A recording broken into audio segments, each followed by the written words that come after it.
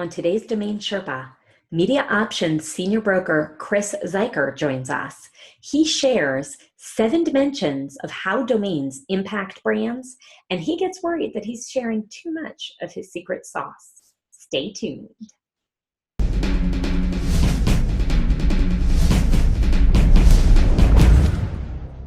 First, serious about online trading? Secure your funds, keep your merchandise safe, and use a company that keeps the buyer and seller protected the whole way through. That's escrow.com. Payments you can trust. Finally, if you're a domain name investor, don't you have unique legal needs that require domain name technical know-how and industry experience?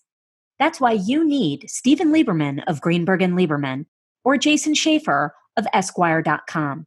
Go search for Jason Schaefer or Stephen Lieberman on DomainSherpa, watch their interviews, and you can see for yourself that they can clearly explain issues, can help you with buy-sell agreements, deal with website content issues and UDRP actions, and even help you write your website terms and conditions.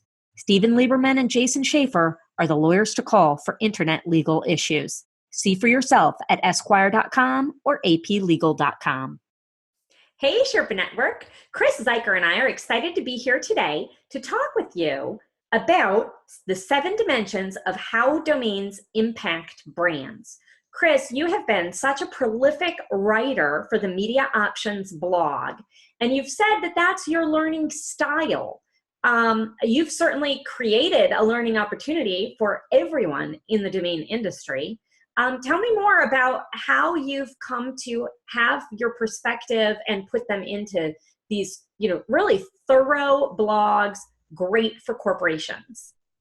Awesome. Hey, thanks, Tess. It's interesting. I love that intro, by the way, because that's really where I came in at, right? I never 3 years ago, you couldn't have told me hey, you're gonna be selling domain names, because 3 or 4 years ago, I think it's 3.5 years ago now. I didn't own a domain name. I had no idea there was a market for domain names, or the impact of domain names. So I was probably your typical executive that you're reaching out to, right, on a domain name. And so that's the key, Chris. You are just golden. Because of that, you understand corporate America. You understand what they want. You understand. Did anybody ever talk to you about domains and you think that was dumb or didn't make sense? They talked to me about marketing. Okay, so just a recap.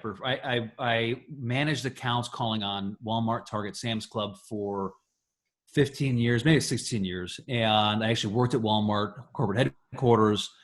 And so I managed very large accounts. So accounts doing $100 million in revenue. Okay, that was the largest one. Obviously scaling over the years, but a lot of money, right? So I had access and I had responsibility for big budgets, including marketing budgets directly related to my account. And so, no, they didn't come with domains, but I remember the social aspect of marketing, we were still stuck back, and I think still a lot of companies are still stuck back in the old way of marketing. They don't truly understand the new way of online and digital marketing. So I think when my experience of the community down here of Walmart suppliers is that a lot of them still don't understand. I think we're still at the cusp of online marketing, still understanding this. And so it's interesting when I I just wanted to say for our viewers, you live more or less at Walmart's international headquarters. Yes. And in Bentonville, Arkansas. Yeah, Bentonville, Arkansas. And people think Arkansas, that's podunk. Yeah. And I remember visiting a few times and I was so impressed. I remember, do you remember this? That we went to a party with, and that's a reception or something with all master's business students at the university. That's just not the first thing a lot of people think of when they think of Arkansas. Right. I was so impressed by how educated, corporate, brilliant all these people were. It's because Walmart is there, then all these other enormous. Right. Every supplier manufacturer has an office down here in Bentonville, Arkansas. And I think, I must have been in the MBA program back then, because I went to the MBA at U of A, Sam Walton School of Business, right? Walmart. But anyway, so I had that experience. Yeah. So I had that experience, right? That experience of of corporate America coming to domain names. So fast forward, right? So 3.5 years working with domain names. And I use the blog really as a way to you just said, I mean, it's perfect, like research and come to this understanding of domain names. Like how do we educate the community on domain names, but at the same time help to sell more domain names, right? That's one of the reasons why I write them, because when you can bring education back to the investment, back to like domain strategies, you can help to sell it. Okay, that's a very crude way, but here's what happens. Okay, so in sales, 98%, maybe 99% in domain names of the people you contact have a different worldview, and that worldview does not allow them to buy domains because they're not in tune with domain names. Okay, and so what you have to do, marketing companies. Well, okay, I mean, sorry. Yeah, no, good point. So, I mean, there are people, like when I say 98%, right, I'm talking about the broader market of businesses, okay? Okay. Now, when we narrow it down, the people that communicate with us and buy us, that's obviously a different segment of that. Okay. What I'm saying is that when you do outbound outreach, so I'm on like my 60,000th contact point for domain names. 60,000 people you've contacted. I've talked to a lot of people. Yeah. A lot of owners. I've been told no a lot of times. I've been cussed at a lot of times, okay? I've had it happen. So here's the key, is that their worldview doesn't allow them to see it. So that's what my blogs are there to do, is there to show them and have them consider the possibility their worldview is not going to get them where they need to be in this new economy, right? The digital economy, from a digital strategic standpoint. Breaking their frames, breaking their worldview. So that's where we came up with, and that's the title of today's talk, right? The 7 dimensions to a domain. Like, what are the 7 ways that a domain name impacts a brand, that impacts a company, impacts the digital marketing strategy? Yeah, it's a great question. And, in a way, I feel like domains are assets, a lot like art or jewels, that they grow in value. It's easy to, avoid some tax circumstances. They're pretty liquid.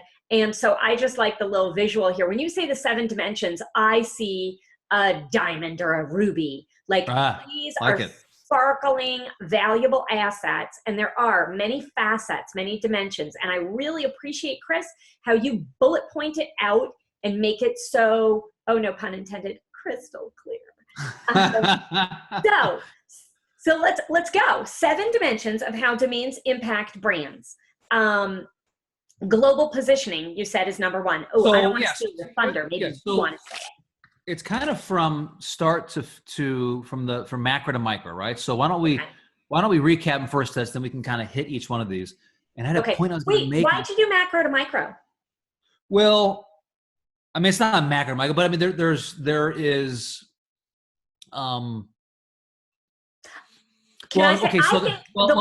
just go through them and you'll see, right? So, first, I see you as capturing a sales funnel, macro to micro. Yeah. Chris, I'm really blown away with how you think. Okay, so we'll hammer them out and then go into the details. Numero uno. Okay, so the first one is global. Okay, I'm gonna go through all 7. Now, you know what? We won't go through all 7. That way they have to listen to this whole video. Okay. No, you do it however you want. No. Wait. Let's listen to the first one. So the first one is this: global positioning. And it's interesting. So the more companies that we reach out to, the more companies I talk to, the more I truly believe that global positioning is one of the most overlooked aspects of domain names and branding. And here's why I say this, is that only one company can own the global positioning for any keyword, right? In the .com. So purple.com. I think the first when we started talking about this call, it was like purple.com, right? Hey, let's have a talk on purple.com. I was like, I don't know if I can talk at 30 minutes. We probably could, but let's expand that out. So purple.com, there was Purple Bricks. They've raised like $300 million, right? There's Purple Mattress. They've obviously raised quite a bit of money. They bought purple.com. But now they own the global positioning for Purple. And where this is important is when the messaging starts to take effect, they'll always hold a piece of the mind frame of anyone who does marketing around Purple now. So Purple Bricks, they'll do their marketing and great. They're going to hit their consumers where they need them for real estate. But guess what? Like if someone has seen the commercial for Purple, they're going to think like, okay, well, and they're going to hear that and think Purple mattress, right? There's this halo effect of natural. And it's because of how they own that. So another example is Kraken. Okay, wait. So so Purple, you're saying, right? There are a bunch of brands that have Purple in them somewhere. Yes. Purplebricks.com is this real estate, a startup that. No, it's pretty established. They've raised like over $300 million. It's primarily the UK. They're coming to the United States. Yeah. Well, I know they, in March 26th of this year, they secured $177 million investment. And that is basically what they're using to start in New York. They've been, they're okay. Yeah. It's another 100 million. So it's 100 million between friends, right? Yeah. That's 177 million. If that 77 doesn't matter to you, I'll take it. Round up, round down. I prefer rounding up when I'm receiving. Okay. Oh, yeah. You know what? I think I do too. Yeah. But yeah, so they've raised the money test, right? But and I'm sure like when you hear this, well, hey, we're Purple Bricks. Listen, I got it. But here's the thing. You just open the door to make your brand irrelevant because the messaging now of Purple is going to be dominated by Purple mattress. And so how many, like when you think about how our brains work, and there's a study done by Reese. It was a positioning study. It was Reese or Reese.com, a positioning study done in the 70s, and talks about how when you ask someone, hey, name the top 5 brands in any industry, right? We rank them on how they impact us. Okay. So if you're someone who's cheap, you're going to, or, if you're someone who's affordable, right? It's going to be done affordable. If someone who's luxury, it's going to be done luxury. You rank them. We rank brands, right? So that's one thing. There's ranking brands. There's a study done by Segal and Gale that talks about simplicity and how we leave a lot of money on the table because we make things complicated and more simple. So there's all these studies that are done that show the impact of branding. Now they own that. Now I want to just switch gears here to Kraken because I think Kraken, you can put some numbers behind it. So Kraken, I talk about this in several of my LinkedIn videos, LinkedIn posts, and Facebook, and I think we have it on our website. Yeah, Kraken, on the Media Options website. Yes. Yeah, Media Options. Yeah. So Kraken Exchange and Kraken Rum. So Kraken Rum came out, I think, a year or 2 years before Kraken Exchange. They went out with KrakenRum.com. Most likely because they said, hey, we don't need Kraken, right? What they did is they opened up the door for another brand to come in with Kraken Exchange. This is the global positioning, right? So they spent $13 million in advertising the first year. And if I got that number wrong, the Rum people, yeah. So if I got that wrong, correct it in the link down in the comments below, okay? But they spent a lot of money advertising the first year or 2 years, right? I had this on our blog. $13 million is a lot of money. They had a massive head start to their brand, okay? Yeah. That's not including the amount of money they spent over the years marketing that. But because they didn't acquire Kraken.com, another brand came in, Kraken Exchanges. Now, back then, I'm sure they're thinking, I mean, crypto, come on, like that's never going to be a thing. Don't even worry about it, right? Boom. Last year hits, it takes off. Now, if you look up Kraken, they dominate the positioning and search for Kraken. Okay, they dominate that positioning. So that's what I mean by global positioning. When you have that, when you don't own the .com, when the .com is available and you don't buy that, you're leaving that open for another brand to come in and make your marketing irrelevant. Even with that head start that they had and the investments that they had, when you look up Kraken Exchange dominates. So you're looking up Kraken Rum, you're thinking, okay, look up Kraken, right? It's Rum. I mean, that goes by default. Boom. Now you're seeing Kraken Crypto Exchange, right? So that's what I mean by saying when you don't own the global positioning and it's available, another brand with financing, with advertising that gets it is going to come in. What are you saying? Another brand that has financing that can come in and gets it. Listen, they're going to come in and they're going to potentially make your brand irrelevant. Yeah. Nitro.com is another. So if you're going to try, what if you're going to try to go global, or even if you're not, if you're looking, like Kraken and Purple, they seem kind of like different and like not tons of people took them. So that makes them a good target, but then that's what everybody's looking for. So it kind of backfires, and then they don't invest in the marketing. Or they do invest in marketing, but not in the domain aspect of it. Even if you have a trademark, if you don't own Kraken.com or Purple.com and someone else does, they're going to bulldoze you. There's 45 different primary classes for a trademark. 45. So I've got a trademark. I've got a trademark. I've got a trademark. Like, I mean, there's many different, like, yes, they have Kraken rum. Okay. Yes. Kraken Exchange is not going to use it for Kraken rum, but they own Kraken. And what it is, it's the voice and the communication for all things Kraken, the voice and communication for all things purple. Well, and when you say voice and communication, what I see in my head is page 1, page 2, page 3 of Google. Yeah.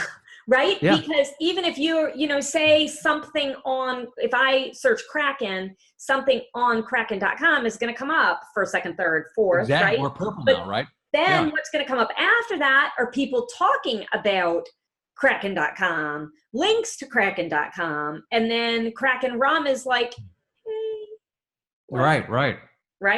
Yeah. Okay. Yeah. Or, Google will, you type in purple and Google automatically, boom, puts it in, right? So it's it's this thought that you don't own your domain. You very easily are going to, your brand, there's a huge, massive risk to your brand, massive risk to your investment. Now, could Purple Bricks have bought Purple?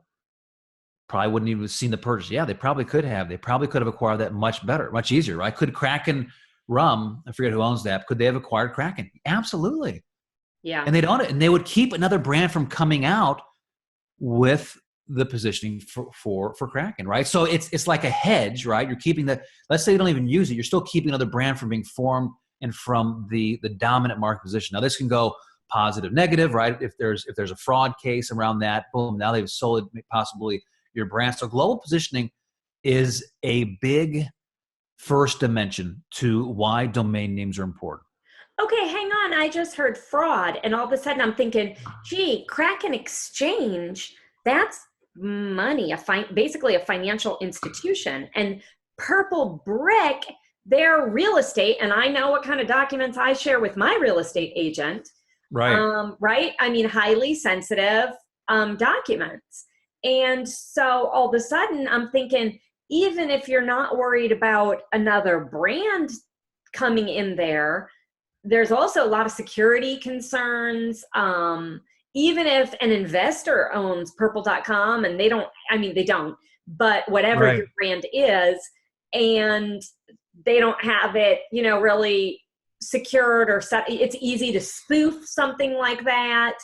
And I would say it's easier the other way around, right? So I mean, when you look at some of these domains that are complicated, listen, like you switch one letter around, and all of a sudden, we can hit that when we talk like domain strategies.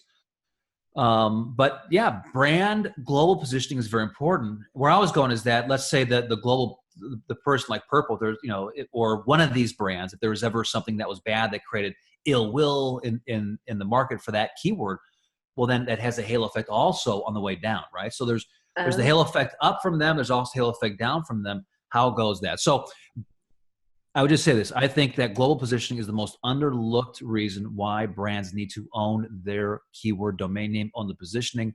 And I would say that when Kraken Rum's instance, how many millions have they spent? 13 million plus subsequent like investments. Yeah. What could they've had the domain for back then? I mean, probably like low six figures, maybe five, who knows, right? It's 13. I mean, it's, let me just spell it out for anybody listening on the podcast. It's Kraken.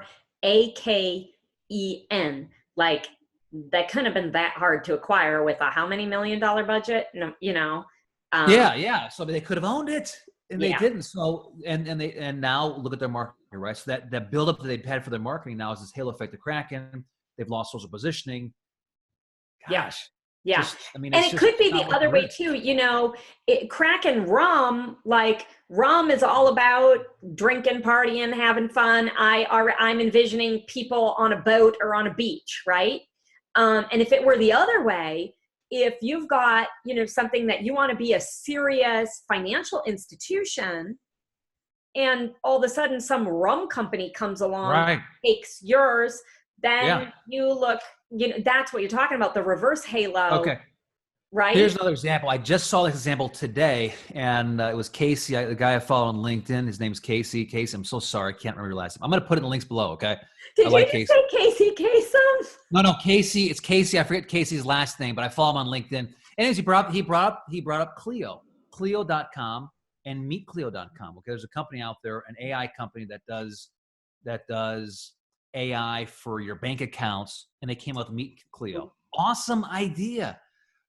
But then Clio.com is this other entity that's highly branded Clio for domain documentation and whatever. On first view, they don't look like they're connected at all. Okay, so I mean, I don't know. Maybe they are. I don't believe they're connected. But that's another great example of like, there's the position is taken. They're trying to come in with something else. All they're going to do is create confusion for the other brand. The other brand's so strong. Oh, it's kind of the same thing-ish. It's like cloud applications, big data, business intelligence. And even though I think maybe to someone like in our audience that we can see the difference between those two things, and clearly you can get different trademarks for those two things, to your average like business person might just think they're at the other place, you know? Yeah, exactly. It's confusing. AI, it's cloud, it's other people doing things for you, being efficient, and they just move on. Yeah. Right. Yeah. Yeah, it's confusing. It's so okay. That's just one. How long have we gone for, Tess? Let me see. Okay, we're 19 minutes in. Oh, okay. Your enthusiasm. Well, we'll have to do a second edition now, because now we can only get through like 2, right? What is it, a 30-minute? No, we'll go till we're done. No, well, I don't know. We'll figure like it out. 2 hours. No, I can talk forever. I bet. Yeah. Well, I mean, we had a long intro. So number 2, we got number 1, global positioning. Number 2, global positioning, very important. Now, number 2 is industry positioning. Okay, so what is the industry positioning for your brand? And I got to look here on give me 1 second here. Okay. While you look, I'll just say, so global positioning is basically against anybody, anywhere in the world. Industry positioning is, mattress firm against mattress firm, more or less, AI to AI. Yes. Yep. Okay. And I don't know why I can't. Come on, you got to be kidding me. No. I'm trying to look up, because I have an example here of the payment space, and I can't find that email. So just bear with me. Is it Send Inc? No. I just had an example of all the domains in this space. Okay. And give me just 2 more seconds. Sorry, viewers, for this delay. Now, you're really, really impressive at researching, because the delay of you looking it up is nothing compared to the delay of other people never finding it. Okay. So I remember what I did. I did a podcast on this, is what I did.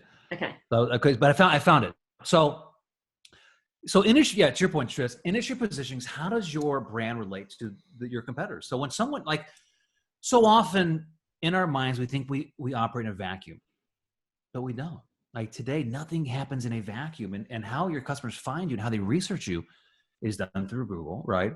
And so, or like a search engine sometimes, right? There's a percentage that'll type it in that may see your ads, but there's also a search engine, right? Like, let's say they even come through an ad, they may go back and, pull back and look at the general brands. And so you are dependent upon like the page in Google, right? Could be 10 or 14, right? Do I have that right? Or 18, whatever. How many ads there are, how many organics there are. You're not seen in a vacuum. And so one of the things that most people look at is they scroll down, they look at your domain name, because let's say you're looking up retirement plan or ERP software or any of these domain names. Guess what? It's all the descriptions are the same, practically. Like seriously, right? Go look up stock photos, like they're all the same. And that's funny. You're right. So the only differentiation is your domain name. And it's like, hey, do I trust this domain name? Do I trust the link? Do I trust the string, right, of this location?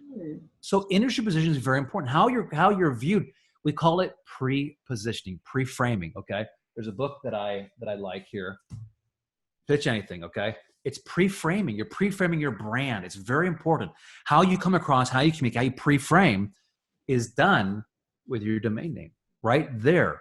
And so here's an example. So with the payment space, there is, I'm just going to read some brands to you, right? And how do these brands, we're brokering a domain name, retirementplan.com. You can see some of these brands here, right? For Finance, Access Pay, Aiden, Adyen, Airwallex, Behalf, Bill Trust, BitPesa, BlackRock, Braintree Payments, BuzzTime, CardFlight, Clearant, CloudPay, Coinify, Coins, Credit Shop, Currency Cloud, Currency Fair, Dream Payments, Ethica, Exactuals, EasyBob, EasyTap, Flint, Flight, FLYT, Flywire, GoCarless. But okay, you get the point, right, Tess? All like, I'm thinking is, dear God, our transcription service is going to take an extra week to get this done, because how do you spell any of those? And to our viewers, like, if we were on I was listening to the radio this morning with my boys, and they were like doing their Friday morning contest, right? And like, I'm like, I could have a Friday morning contest right now. Who can remember one of those brands that you just said? Yeah. I remember the bad spelling one. Was it FLYT or something? FLYT. Bloom is another one. BLOOM with 3 O's. But like, here's the thing, though. Right? And that's a retirement plan. Like, yeah, BLOO. Well, no, I don't know if that I reached out for that one. For that one, no, I'm sorry. This was not. This was a different domain that we're brokering.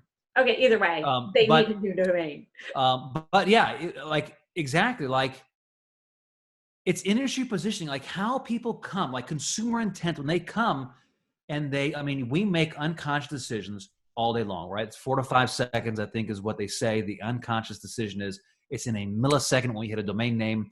There's a book that I read. It is Persuasion by Cialdini. Yeah. And yeah, we make it in a nanosecond.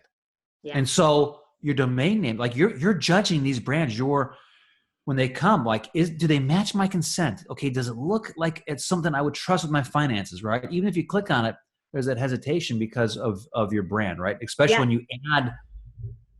Oh, and even if it's not your retirement plan, I'm trusting them with my finances. If I'm buying something from them, I'm giving them my credit card. Guess what? BLOOM. You're not getting my credit card because I don't know what you're going to do. It's a big company. I mean, they have raised a lot of money. Okay, the domain name, I think what I was brokering was PMT.com, short for payment.com. Oh, I like that one. It was in the last month's news. So what you're saying is, I'm hearing some vocabulary here that I think everyone who wants to sell a domain or explain the value of domain needs to know. You've said pre-framing, persuasion, and there was another one like pre-framing, I don't know. Well, whatever. We should charge for this video. Honestly, I think this video we should charge for, because this is like my secret sauce here, okay, guys? Like how we've sold a lot of domain names. And my view coming in from the outsider coming in, not knowing much and having to kind of reinvent this and coming up with these. Yeah. Well, you got more secret sauce than just what you know. What I see in this video, Chris, is your energy, your enthusiasm. That's contagious. And also your confidence. I see you just grabbing a book right there. Like, you didn't plan that. I know you've got 10 books right there. Boom, boom, boom. That are the best business books. You know, like, you're always really well informed. And I think it's difficult for someone in a corporate position who doesn't own a great domain to talk with you and not walk away saying, wow, I want some of that guy's knowledge. That's too nice. But I think, like what we have to do in domain world, we have to take these best practices from these marketing books, these books, we have to apply them to domains and how we sell them and how we communicate them, right? Because the days of saying, hey, it's like real estate, it's over. Like, that doesn't work. It's too general. It doesn't like, boom, punch through their how did I say it in the beginning of this? Probably I said they have their perspective, right? What I say, you had to punch through. You did, like, their worldview. It doesn't break their worldview. It's not going to come in, it's like real estate. Like, I get it. Like, I like that analogy. Well, yeah, but in a way, I feel like I own a house. I already have one. I'm not going to move. Yeah. And that's what people think. They're like, I have a domain. I have a brand. I invested in it. I set it up the way I want. When you say, hey, your $100 million of marketing is going to be made irrelevant next year, by the way, because this other company bought this and they're going to put money. It's a little different. Like, okay, wow. Like, I better think about that, you know? Yeah. Like, goal positioning and position are pretty important. Yeah. And should we talk more about industry positioning? Okay. So, that's really it. It's there's examples in every industry, right? So industry positioning also comes up to how your domain strategies. Okay. So for instance, the domain strategies that we talk about, or what's your brand. I did a did a blog on this. So Tess, I don't know if we can link it down below again. Yeah, we'll figure it out. Some of the first links. So I did it on domain strategy. So there's like owning your brand, owning a sub brand. If you have multiple brands, like a P&G, for instance, they have, multiple brands, right? Tide being one of them. They own P&G and they own Tide. Okay. Then there's marketing campaign domains, right? So how Teaspoon is owned by, I always get it wrong. They're in Minnesota. I don't know how I forget. It's like one of the biggest food companies. That's okay. Kraft? No. I was thinking 3M. No, it's General Mills. General Mills. So they're out, like they own teaspoon.com, right? So babies are owned by J&J.com, right? Surveying.com is owned by one of the biggest surveying companies. Okay. So that's your marketing campaign domains. Look at Merrill Lynch. Merrill Lynch owns a ton of domain names regarding like Go Lynch, whatever, right? Those are marketing campaign domain names that they use. Yeah. Category defined domain names are marketing campaign domain names. So like an ERPsoftware.com, right? The retirementplan.com, like a stockphotos.com, category management, content marketing.com. Those are marketing campaign / branded domains, right? They can go either way, but they allow for industry position. They allow you to dominate and control the conversation for that positioning. So I don't want to get stuck here on, hey, it's just owning your brand, how your brand comes in, because that's very important, right? How your brand plays among your competitors, because you will be judged in less than a second or 3 seconds or 5, whatever. You're going to be judged. How does your brand stack up to other brands in the category? Is it fun? Is it relevant? Does it match the ethos of your brand? Is it trustworthy? Yeah. But also industry positioning, when you think about it, these category-defined domain names are very important because they also allow you to come in and dominate the conversation around that, like overnight. Yeah, overnight. I often say, when people come back to me, they say, "Oh, that's too expensive." So, what's the lifetime value of one client? Lifetime? Do you know that? Okay, first, if you don't know that, you need to, right? Yeah. Because it's pretty important. Like if you get them in your funnel, what's the lifetime value over time that client is worth? And so owning that category defined domain name and being able to tell your salespeople, hey, if you want some more information, we're here, but we also have this other side, like whatever that category defined domain is, right? Let's say it's ERP software, let's say it's stock, whatever it is, right? You can bring them back there. And that makes you look like a leader that builds trust, that builds that you're able to dominate the conversation around that keyword because you own it. Mm-hmm. Industry positioning is how your brand is positioned. So that goes into the different domain strategies that you have, but how your brand is positioned in the marketplace. Beautiful. Yeah, it makes sense. And it gives, I think, a new vocabulary here. And more important than just somebody's new vocabulary, I think it's their vocabulary. I think it's corporate America's vocabulary. Yeah. That you're right. We need to update from just it's real estate. It's more. Yeah, it's more than that. It's. Yeah. Okay. Number 3. So back up. Number 1, global positioning. Number 2, industry positioning. Number 3. Okay.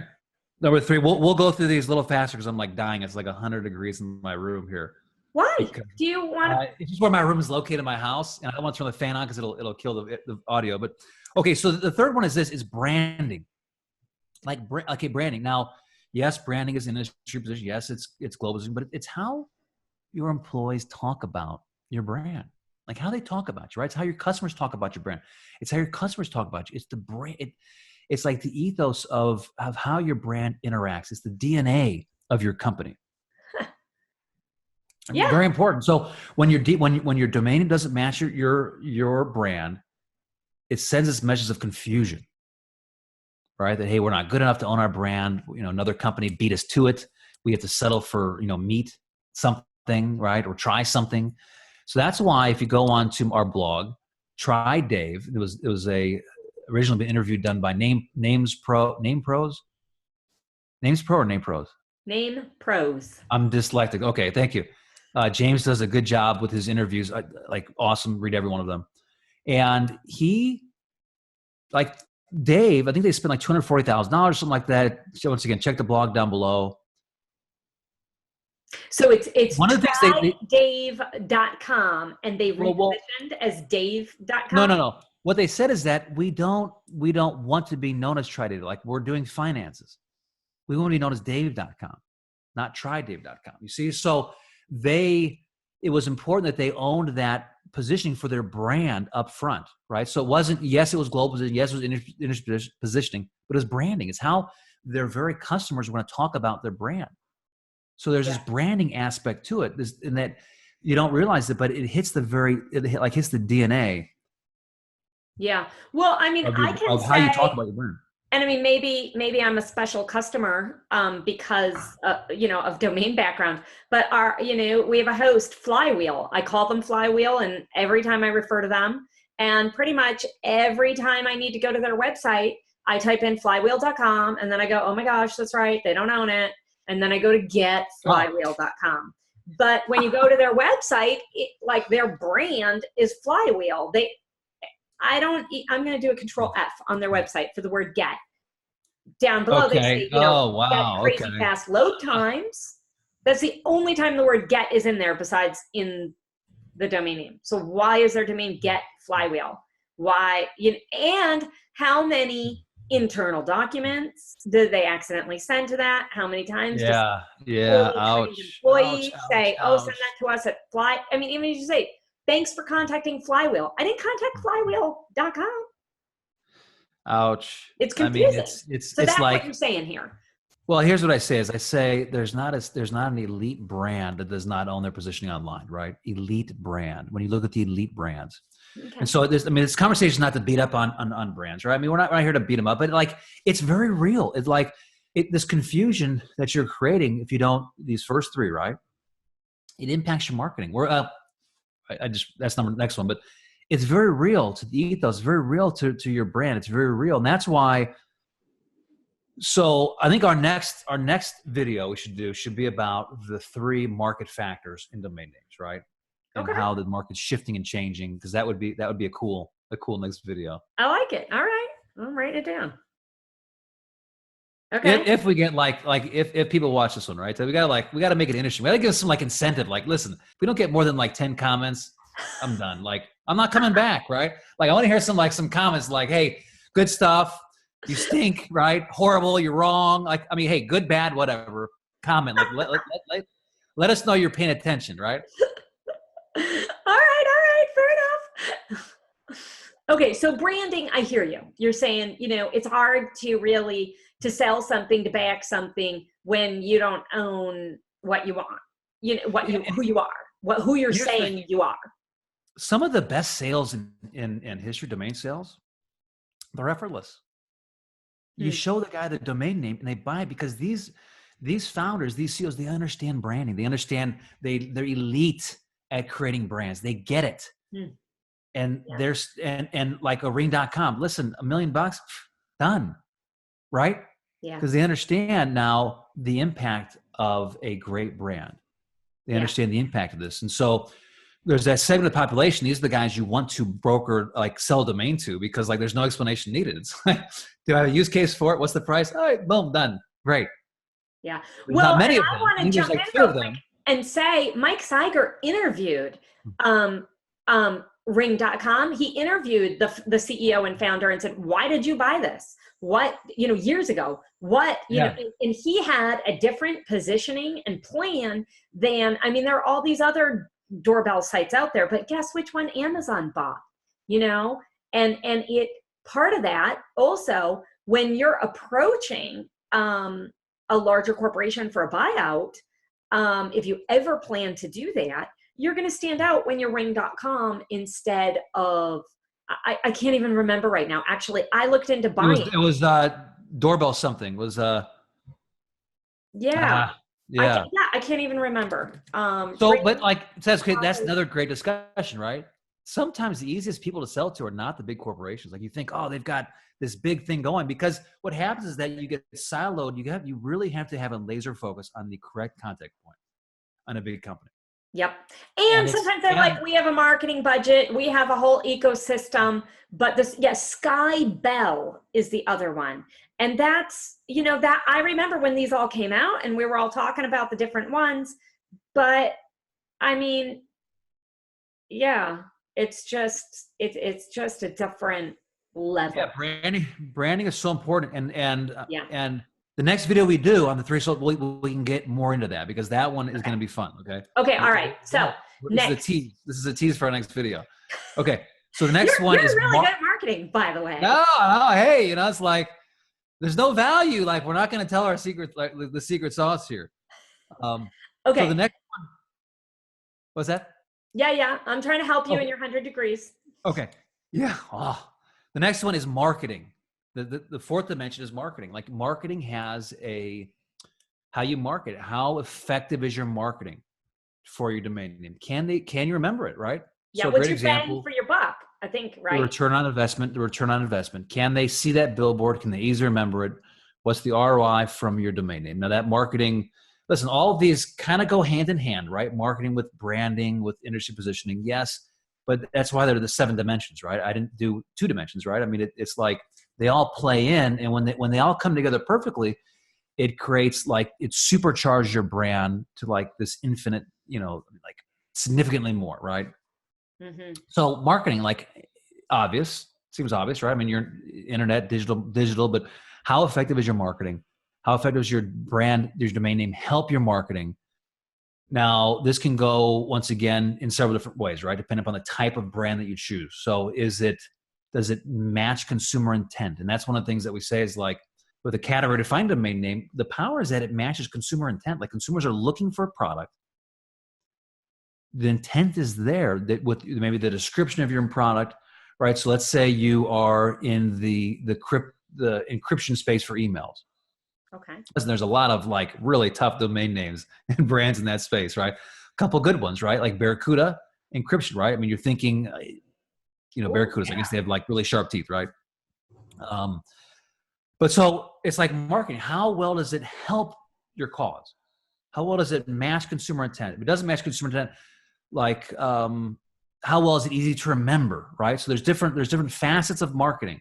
That's not just right. So this is where your domain strategy and portfolio comes in. Like many of the companies don't have just one domain name, right? So ClickFunnels has clickfunnels.com, expertsecrets.com, right? Which is their book. That's marketing, right?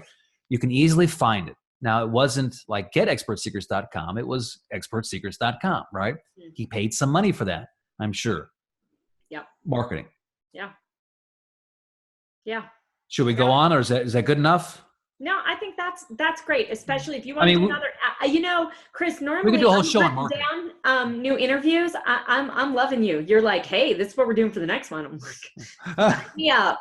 Yeah, I mean, let's hope we don't run out of material. But yeah, I don't think we're going to run out of material. Oh, we could hit each of these for one show. Really, I mean, marketing. We could go in depth into marketing with case studies and examples, and just talking like how a domain impacts marketing. How does like branding strategy, like we said earlier, right? The sub-brand strategy, the marketing strategy, brand protection. Yeah. Okay, the next one is SEO. I did a blog on this. And so I think this needs to be highlighted because you have to read this blog. It's very in-depth on how a domain impacts SEO. So an interesting story. So when I first started, remember Tess, like the first year, and I was brokering domain name, and I got with this executive in this big company in California, right? It was in the insurance space, and she's like, SEO is like domain names are dead. SEO, like there's no value.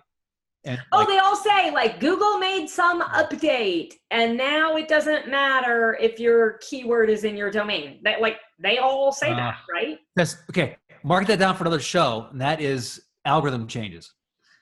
Seriously, we could do a whole show on algorithm changes. Okay. And the power of domain. So in this example of SEO, I have I guess if we're teasing things, we can tease a lot. We have someone coming on. I don't know. I'm not going to. Awesome. I'll think about it. I want to watch that because that's one area.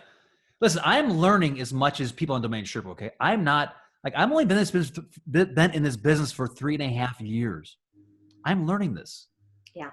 Like this is new for me. So I'm excited about that interview. Good, me too. Yeah, I mean, I guess I can say Rand Fishkin, founder of SEO software company Moz and co-founder of the online marketing community inbound.org. Never heard of the guy. Oh, don't say that. I'm kidding. I'm kidding. You kidding me? He's like a legend. That's awesome. That's phenomenal. I know, it's a big deal. So yeah, it is. Some really exciting, that's not going to be for a little while. But I will make a note to ask him about that. Yeah. Awesome. Algorithm changes. Check. So let me finish this story, right? So she came back, and I remember 3.5 years ago, like I didn't have much experience. Like I really didn't even know SEO, right? And you worked super, super hard to get a hold of this lady. Oh, yeah. You know, to get in front of her. And she trusted and respected you enough to give her time. But then he was like, she crushed my frame, just crushed it, like crushed me, like my frame and her frame, like boom, like all on top of me. And so that really led me to answer the question, why are domain names important for SEO? And that's why I did that blog, that in-depth blog. Now we have some of our clients are the best SEO experts out there. And I think after that blog, Andrew's like, oh, they said you're spot on, Chris. You're right there. Like you for SEO, but it's very important for domains impact your SEO. They impact how you get backlinks. They impact like if people even want to backlink to you, they impact the clarity that you bring. A definite, I mean, I'm going to leave it there. Like read the article. We can come back and we probably should do a show on SEO. That's like, on just breaking that article down on SEO. Agreed. I had something else, but I forgot it. So facet number 5 is SEO. Learn more, more. There are tons of resources, but the fact is SEO is today. Oh, I know what I was going to say. So now my new response is like, when someone comes back and says, hey, my SEO guy says we don't need it, I say, well, you know what? You should really fire your SEO team because they're wrong. And I tell you what, that response is great. You know, I like, boom, it's supercharged so many negotiation. I don't say it every time, right? But that's my response back. It's like, hey, fire your SEO team because they do not know what they're talking about. Yeah. Domain names absolutely 100% unequivocally impact your SEO. Yeah. And you know what's funny is most people don't understand SEO, so they just trust whatever their guy says. Everybody's got a guy. Yeah. Right. And the fact is, if their guy doesn't know, a lot of times, I mean, I've been working in this space forever, and there seemed to be a higher percentage than in the normal population of people who just act like they know. Right. And everybody else like feels like they're not cool because they don't know. And so they're like, well, that must be the way it is. Right. I mean, I don't know why. I'd say that would make like, I can imagine a commercial with that. Okay. Like, hey, do you know? No, I don't know. You don't know? What do you mean you don't know? I don't know. You don't know? Like what? SEO? What? You don't know SEO? And this commercial ends with SEO.com. Yeah. That would be a funny. No, you know what it should end with? Media Options is brokering. I didn't tell you this. Our scheduled call right after this, I was going to tell you, we just got ROI.com under contract. Boom. And I'll tell you, you want some SEO ROI. Yeah. That's a huge one. Get a domain name. That one. I love that one. Yeah, get to work. Now you don't have time for this call. Go. Okay. All right. Why don't we wrap this up here? So the next one is email security. I think we should link to Drew's, his video that he did at the Amazon headquarters? Amazon. You're talking about email security. Email security is huge. I mean, the amount of emails, it takes 5 minutes. Once again, I did a blog on this too. And it takes 5 minutes. Catch all email, you get all their emails. And let me tell you something, it's very, very real. You can, like the emails that come through, you can see it. And it happens all day long. I mean, the quality of domain names that we have, we see the emails come in. And that's one of the things that I think Drew in that video, he says that a major pharmaceutical company bought their domain name because they didn't realize the security risk that they had. It's a major security risk, depending upon the vertical you're in your brand. Yeah, it's called Email Bleed. And it is not called like email whoopsie. It is called bleed because bleeding is life and death. Right. Like I have seen things. Chris, I don't know if you've just heard about it or if you've like seen emails. I've seen emails, probably not to your extent, but I've seen, I mean, yeah, absolutely. We see the emails coming through. Oh, it can be scandalous. I mean, the things you don't think that your employees could send or receive, or your clients, I've seen, people's driver's licenses, people's passports, people's social security numbers, healthcare. Like, what is that? HIPAA is like, how can a company stay in business with like 1 billion HIPAA violations? And I'm not talking about from the customer. I'm talking the employees of the company sending HIPAA stuff, meaning to send it internally, and they're sending it externally. Whoopsie. And then like WikiLeaks quality stuff. Like, let's say, okay, this is a real example. Yeah, C-suite executive checks in to a hotel. The hotel sends his bill to the wrong email address. Mm-hmm. I'm just saying what I saw on that bill. Wow. Was WikiLeaks quality because of who he was. Right. Because of what he was. So number one, be ethical. Number two, watch your emails. Yeah. Yeah. It's real, Tess. And here's the thing. Like, I did a post on this or a blog or whatever. Like, hey, stop sending your emails to me. Like, seriously, like, listen, it's their problem. They're sending it to the wrong email address. They don't own that domain name. So it's like, hey, tell your customers to stop sending me emails. Yeah. It's real, and to your point, I've seen, there was one guy reached out to me on this domain name. I can't tell you what it is, but it was interesting because kind of with the subject of bleed, right?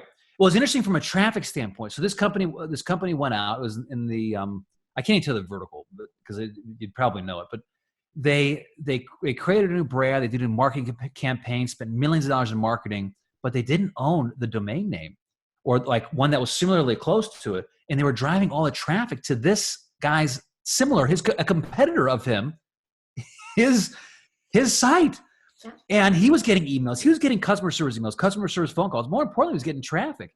And he asked me, he's like, well, hey, should we reach out to him and try to sell it? I said, I mean, you're a competitor. First, well, I'm not going to tell what I said in case it violates something. I don't know. But I mean, it was like, it's very real. Like, listen, that's a whole nother topic, is how, like, when you have the bad domain name, you literally are driving traffic to a competitor, to another branch, another industry, but you're giving them traffic. Yep. And I think we see it today. One of the domains that Drew owns, it's a coin domain. He see it today, like Binance bought one of the domains, and like all of a sudden Drew's seeing massive traffic increase in this domain name. Yeah. All because they bought this domain name. They don't know this other one, which is similarly close. Go figure, right? So email, bleed email security. You didn't want to say just now, and I know you didn't do anything, like you would never do anything unethical. You just mean, you're worried for how somebody might perceive it or whatever. But I'm going to say, we have not talked about this, but a lot of times in a situation like that, an owner might wait for an inbound inquiry to position themselves where they're not going to get, a potential lawsuit, even if they know they own the domain first, they own the brand, or the trademark first, or whatever. But, some people are nervous. So I would say, to larger corporations, there's a lot of value in acquiring a domain, in outbound seeking a domain, instead of just assuming, well, it's not for sale and he's using it. Well, I mean, I love how Drew says anything's for sale. It's right price. And of course, I mean, we're talking about a guy who's brokered and traded it for ham. So he doesn't just mean money, I mean, one of the biggest deals we did with, I don't think we can say who, but I mean, it's like blow your mind who, they didn't want to sell a domain. It was his personal initials. And in the end, what closed the deal was a donation, a very sizable donation to one of their charities. So it's not always about. Okay. Well, do you want to, are we saying that now, or do you want to? No, sorry. I'm just on my tangent. Okay. So we're at the grand finale here, Chris. Number 7. Okay. Number 7. This is it. This is the last one. You're done with me after this. I just realized that I was clicking my pen And I think in the last video, someone said, don't do this. Listen, I'm like part ADHD, part something else. And so if that is loud, please, like, sorry, I won't have a pen next video. But yeah, so you'll have a cigar next. Most of the time when I talk to Chris, he's got a cigar. Yeah, I may have a cigar. I like that. So the next one is this: is product. It's being able to product pivoting and expansion. So if your domain name like pigeonholes you in a certain industry, a certain area, that's not good, right? So the seventh dimension is a domain name that allows you to expand your product offering. Now, a great example of this is Zen Payroll. Okay. They acquired and rebranded to gusto.com. And they did that. And there's a lot of like articles out there, but they did that because they realized that they wanted to be more than just payroll. Like Zen Payroll, I think I don't know if they tried to acquire Zen.com or who owns it. I imagine it's very expensive, but they rebranded. But their name is Zen Payroll. They do payroll and only payroll. Yes, and yeah. If they want to pivot their product or expand, then Gusto is something. Yeah, great. actually Zen.com is available for acquisition. I don't know the history there. So anyways, we needed to rebrand, and for whatever reason, they decided to go with Gusto.com. Now, could they have gone with Zen.com? Yeah, they probably could have. Maybe that wasn't the exact ethos of the mission that they wanted. I don't know. I know this, though, is that they had to rebrand. Yeah. Okay. They were more than just Zen Payroll. They wanted to do more than just payroll. If you look at the interviews with the founder.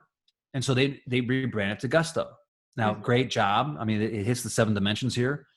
Gusto.com, perfect. But that's what a domain allows you to do. It doesn't pigeonhole you. It allows you to expand your product, allows you to own the positioning and come out with new things. Like, you don't know where your company's going to go. You really don't, right? So, I mean, when you own that, if it's something software, okay, great. Yeah, you're probably in software for a while. Okay. If it's too niche like that. But anyways, you don't know where you're going to go. Product positioning, God bless you. Product positioning and being able to expand is the 7th dimension. It's a very important dimension. And once again, building the foundation up front with a quality domain name allows you to expand. It allows you to as you get bigger. I mean, most people don't go into business thinking, well, I'm just going to get to this level and stop. Right? I mean, you're thinking, hey, I'm going to get into it and I'm going to dominate. I'm going to crush my competition. I'm going to make millions of dollars. I'm going to retire to an island somewhere, right? That's your mission. Yeah. And so make sure that you're set up properly up front. Yeah. Good point. Yeah. And this is awkward, but I can't resist. No, I think it's great because if you think of your pivot like this. So sorry, our primarily male audience and you, Chris. Okay. But there's like this revolution happening in like the tampon industry. But if you look at their domain names, they're all really pivotable. Nobody's like different kind of tampon.com. They're right. xfits.com, shethinks.com. Right? So, I mean, and that is basically kind of what can you say if it's not the radio test, it's the pivot test? Like product expansion, right? Yeah, and I think that probably in that industry, I don't know where they're going to expand to, but right. But that they're speaking to something deeper. It's the basic Dale Carnegie. I want flexibility. Right. So in all sorts of things in my life. And so I think in pivoting is more speaking to something like that. And so if there's a radio test for how your name sounds, maybe there's a tampon test for how your pivotability, Okay. Yeah, but it's important. It's consumer intent too. Like consumer intent is very important, right? So consumer intent, the pivot. I mean, that's a great example. I mean, to how domain. I mean, like it's just so applicable. You could hit an industry. Maybe it'd be interesting to do, Tess, is like do a show where we hit an industry and we just kind of like, I don't know how that would look, but like you have a couple of Sherpas on and they say, okay, talk to us about this industry, like 7 dimensions or whatever key bullet points they are. And like you dissect it, right? Because you can easily go into this and talk about each industry and where they're at. And yeah, that's really cool. I like it. I don't know. Well, Anyways, that's it. We're done. We did it.